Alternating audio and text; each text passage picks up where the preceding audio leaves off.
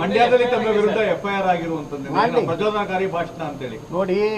ನಾ ಹೇಳಿದ್ದೇನು, ಅಕ್ರಮ ಮಸೀದಿಗಳು ಈಗ ಮದುವೆ ಅಲ್ಲಿ ನಮ್ಮ ಇದರಲ್ಲಿ ಇದ್ದಿದ್ದು ಅಕ್ರಮ ಮಸೀದಿ, ಅದಕ್ಕೆ ಯಾವುದೇ ರೀತಿ ಅನುಮತಿ ಇಲ್ಲ, ದಾಖಲೆ ಇಲ್ಲ.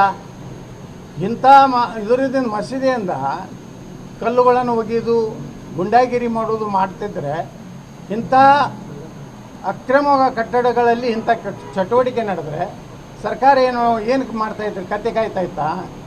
ಪ್ರತಿಯೊಂದು ಹಿಂದೂಗಳ ಮೆರವಣಿಗೆಯಲ್ಲಿ ಅದು ಯಾವ ರಸ್ತೆಯಲ್ಲಿ ಹೋಗಲಿಕ್ಕೆ ಅವರು ಸ್ವತಂತ್ರ ಇದ್ದಾರೆ.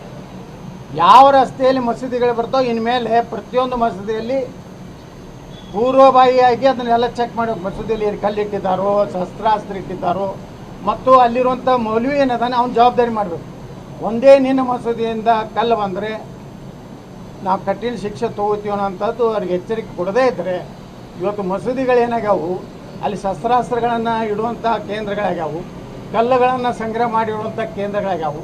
ಅದಕ್ಕೆ ನಾವು ಹೇಳಿದ್ದು, ಇಂಥ ಅಕ್ರಮ ಮಸೀದಿಗಳಿಂದ ಏನು ಕಲ್ಲು ಹಾಕಿದ್ದಾರೆ ಅಂಥದ್ರ ಬಗ್ಗೆ ನಾವು ಹಿಂದೆ ಸರಿಯೋ ಪ್ರಶ್ನೆನೇ ಇಲ್ಲ.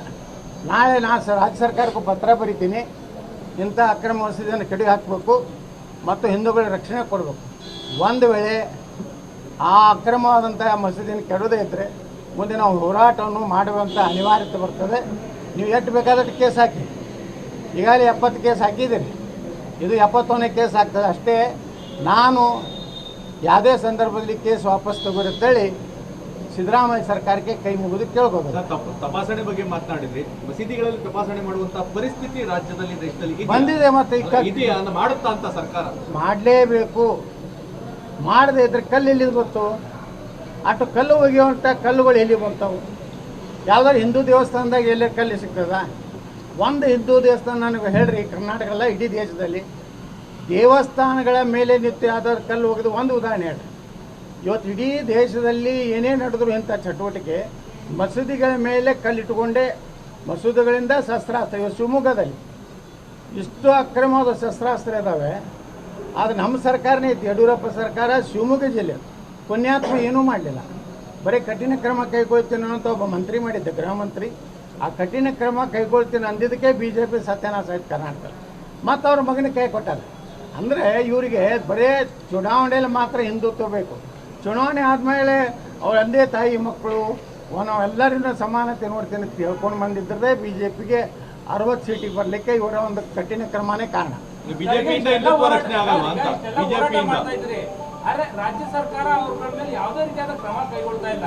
ಬಹುಶಃ ನೀವು ಮುಂದೆ ಹೋದ್ರೂ ಕ್ರಮ ಕೈಗೊಳ್ತಾರೆ ಅಂತ ಅನ್ಸುತ್ತಾ? ಮುಂದೆ ಕ್ರಾಂತಿ ಆಗ್ತದೆ ಕರ್ನಾಟಕದಲ್ಲಿ.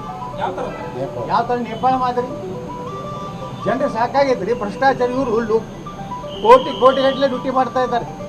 ಯಾವ ಜಾತಿಯವರು ತಮ್ಮ ಜಾತಿ ಇವರಿಗೆ ಜನರಿಗೆ ಸಹಾಯ ಮಾಡಿ, ದಲಿತ ಮುಖಂಡರು ಯಾರು ಇವತ್ತು ದಲಿತ ಮುಖಂಡರು ಯಾರಾದರೂ ಸಹಾಯ ಮಾಡ್ತಾ ಇದ್ದಾರೆ ದಲಿತರಿಗೆ.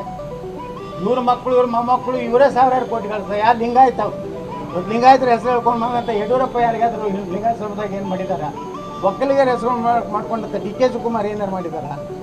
ಅಂದರೆ ಹಿಂದುಳಿದ ನಾಯಕ ಇವತ್ತು ಸಿದ್ದರಾಮಯ್ಯನವರು ಅವ್ರ ಸಮುದಾಯಕ್ಕೆ ಏನು ಮಾಡ್ದಲ್ಲ, ಹಳ್ಳಿ ಮೆಳ್ಳಿ ಇವ್ರು ಹೇಳೋದೇನೋ ನಾವು ಅಲ್ಪಸಂಖ್ಯಾತರ ರಕ್ಷಣೆ ಮಾಡ್ತೀವಿ. ಅಂದರೆ ಮುಸಲ್ಮಾನರು ಅಷ್ಟೇ ಓಟ್ ಹಾಕಿದ್ದಾರೆ ಸಿದ್ದರಾಮಯ್ಯನವ್ರಿಗೆ. ಕಾಂಗ್ರೆಸ್ ಮುಸಲ್ಮಾನರು ಅಷ್ಟೇ ಓಟ್ ಹಾಕಿದ್ದಾರೆ, ಹಿಂದೂಗಳು ಹಾಕಿಲ್ವಾ? ಈ ರೀತಿ ಒಂದೇನು ಮತ್ತೆ ಹೇಳ್ತಾರೆ, ಪುನರ್ಜನ್ಮ ಇದ್ದರೆ ನಾನು ಮುಸಲ್ಮಾನ ಹಾಕ್ತೀನಿ ಅಂತ. ನಾಚಿಕೆ ಬರ್ಬೇಕಲ್ಲ. ಈಗ ಇಸ್ಲಾಂದಲ್ಲಿ ಪುನರ್ಜನ್ಮದ ಒಂದು ಕಲ್ಪನೆ ಇಲ್ಲ. ಅದು ಕಲ್ಪನೆ ಇರೋದು ಸನಾತನ ಹಿಂದೂ ಧರ್ಮದಲ್ಲಿ. ನಿಮ್ಗೇನಾದರೂ ಮುಸಲ್ಮಾನರಾಗಿ ನೀವು ಆಗ್ಬೇಕಾದ ಮುಂದಿನ ಜನ್ಮ ಬೇಡ, ಈಗ ಆಗಿಬಿಡಿ. 2028ಕ್ಕೆ ಹಿಂದೂಗಳು ನಿಮ್ಗೆ ಸರಿಯಾಗಿ ಬುದ್ಧಿ ಕಲಿಸ್ತಾರೆ. ಹಿಂದೂಗಳು ಓಟ್ ಹಾಕೋತೀವಿ, ಮುಸ್ಲಿಮರು ಅಷ್ಟೇ ಓಟ್ ಹಾಕಿದವ್ರಂಗೆ ಮಾತಾಡ್ತಾ ಇದ್ದೀವಿ. ಸಿದ್ದರಾಮಯ್ಯ ಹೇಳ್ತಾರೆ ಮುಂದಿನ ಜನ್ಮ ಏನಿದ್ರೆ ಮುಸಲ್ಮಾನ ಆಗ್ತಾರೆ. ನಮ್ಮ ಏನು ಭದ್ರಾವತಿ ಸಂಗಮೇಶ್ ಹೇಳ್ತಾರೆ.